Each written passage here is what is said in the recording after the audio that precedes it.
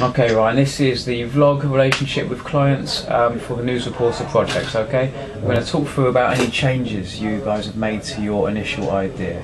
Starting with the brief itself, which was for you to make an interesting news report for 16 to 35 year olds. That was your initial brief. How do you feel you've stuck to that? We kind of veered off and then we kind of went back to it because we had an idea that we'd put a little bit of comedy in it, and then we thought we kind of want it to look professional and make it look pinpoint, and then we had a little bit of comedy with me not actually being there, and then it's followed the brief. We've followed most of the brief now. I think it's on the lines of the brief, but at the beginning we wasn't really sure. We was just developing ideas, thinking how to put comedy into it, trying to make it a little twist, trying to make it our own.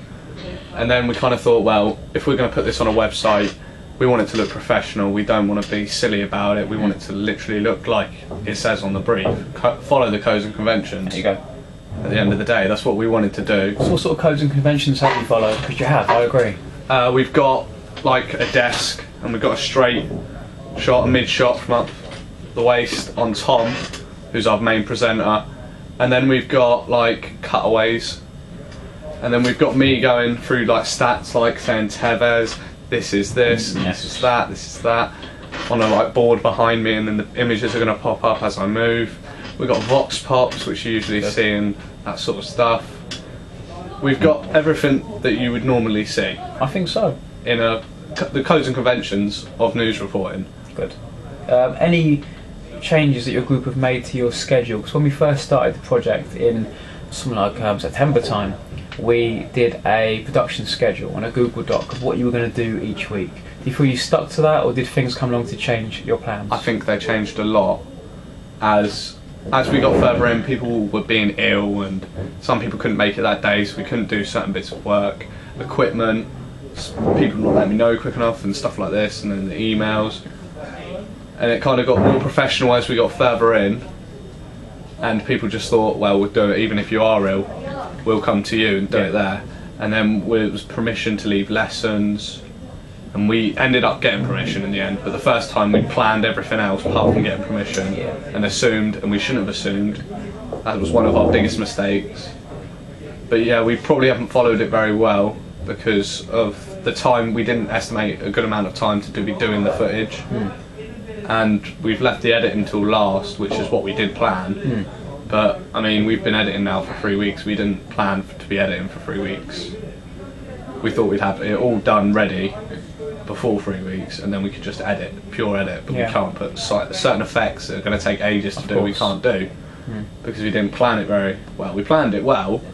It wasn't planned to perfection, and we didn't get what we wanted on the production schedule because of changes in time, people coming in, getting the tapes, being absent and things like this. Yeah. Fair enough, but I think you've acknowledged that on your blog. Anything that hasn't gone according to plan, like booking equipment or rooms, you've acknowledged it, and in other video blogs as well, you've acknowledged the fact of what you need to do in the future, which is commendable. The last point, Ryan, is how you think you dealt with any difficulties or complaints in the group. I think I dealt with it quite well. I'm one of those people that like to take in everyone's opinion, like to hear everything, even if I don't think something's very good. I'll look at it and I'll instead of just going, I don't think that's good, I'll explain why I don't think it's good. Like with Simon's credits, I was like, that's good, but there's a bit of a gap. If you could edit that, maybe it's up to you mainly, but I dealt with it well instead of me just going over there and saying, oh, that's not good enough. Yeah. I dealt with that really well. When Tom wasn't in, I dealt with that really well because we just said, well, we'll go up to you then, we'll come to you. You'll just meet us at the pub and we'll go to the pub and do the filming. Good. When all you need to do is, we'll try and make your scene shorter. Yeah. By just getting it done in one shot, and then you can go home. So you improvise around it. Yeah, we didn't need him there for anything else, so he could go home if he was ill, which he was ill.